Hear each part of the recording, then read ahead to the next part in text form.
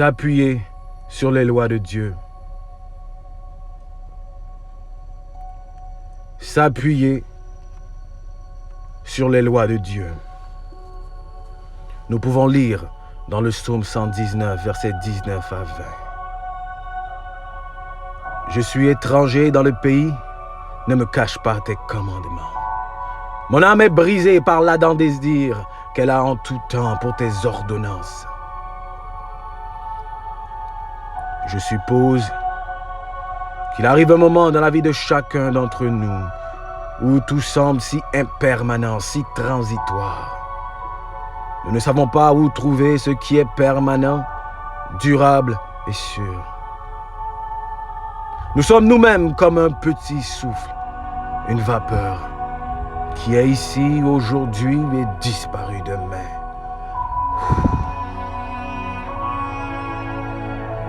Certaines personnes combattent cela par une sorte de dépendance.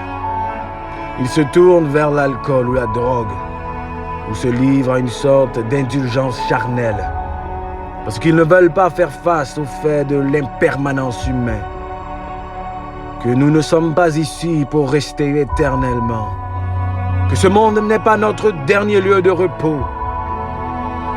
Mais il y a une autre façon de tourner les choses.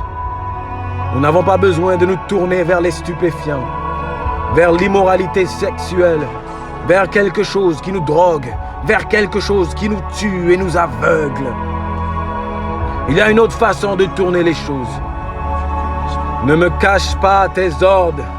Mon âme est consumée par les désirs de tes lois. Et à tout moment, il y a quelque chose de permanent dans cette vie. Il nous est facilement accessible. C'est la parole de Dieu. Ses lois, ses commandements. Et lorsque nous nous tournons vers ces derniers et que nous le saisissons et commençons à construire notre vie sur eux, une nouvelle forme de solidité, une éternité qui vient de la parole de Dieu entre dans notre vie temporaire, transitoire et impermanente. Psaume 37, verset 4. Fais de l'Éternel tes délices et il te donnera ce que ton cœur désire. Remarquez ce premier mot. Faites-vous plaisir. J'ai entendu quelqu'un poser une fois cette question à un groupe de personnes. Aimez-vous votre religion ou la supportez-vous? Je pense que la majorité des gens, la religion est quelque chose à endurer.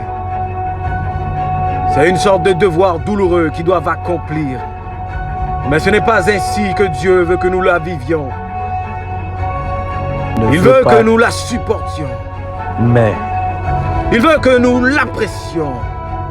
Le devoir suprême de l'homme est de glorifier Dieu et de l'apprécier pour toujours. Avez-vous déjà pensé à prendre plaisir en Dieu? Dieu dit, faites-vous plaisir en moi et je vous donnerai les désirs de votre cœur. Cela ne signifie pas simplement que Dieu fera pour nous tout ce que nous pourrions souhaiter ou penser. Cela signifie qu'il mettra en nous de nouveaux désirs, des désirs divins, des désirs bénéfiques, le genre de désir que Dieu a lui-même. Et puis, il satisfera ces désirs parce qu'il les a mis dans notre cœur en premier lieu. Et tout cela vient quand nous nous délectons du Seigneur. Lorsque nous trouvons une joie, un plaisir et une satisfaction réelle dans notre relation personnelle avec le Seigneur. Il en résulte alors cette paix bénie qu'il mettra dans notre cœur, ces désirs qu'il a lui-même et qu'il veut partager avec nous. Des désirs qui sont bénéfiques dans leur accomplissement. Psaume de David.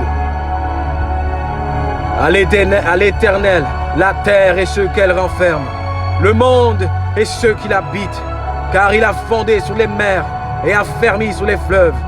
Qui pourra monter à la montagne de l'Éternel? Qui s'élèvera jusqu'à son lieu saint? Celui qui a les mains innocentes et le cœur pur, celui qui ne livre pas son âme au mensonge et qui ne jure pas pour tromper. Il obtiendra la bénédiction de l'Éternel la miséricorde du Dieu de son salut. Voilà le partage de la génération qu'il invoque, de ceux qui cherchent ta face, de Jacob. Porte, élevez vos linteaux. Élevez-vous, portes éternelles, que le roi de gloire fasse son entrée. Qui est ce roi de gloire? L'Éternel fort et puissant, l'Éternel puissant dans les combats. Portes, élevez vos linteaux, élevez les portes éternelles, que le roi de gloire fasse son entrée.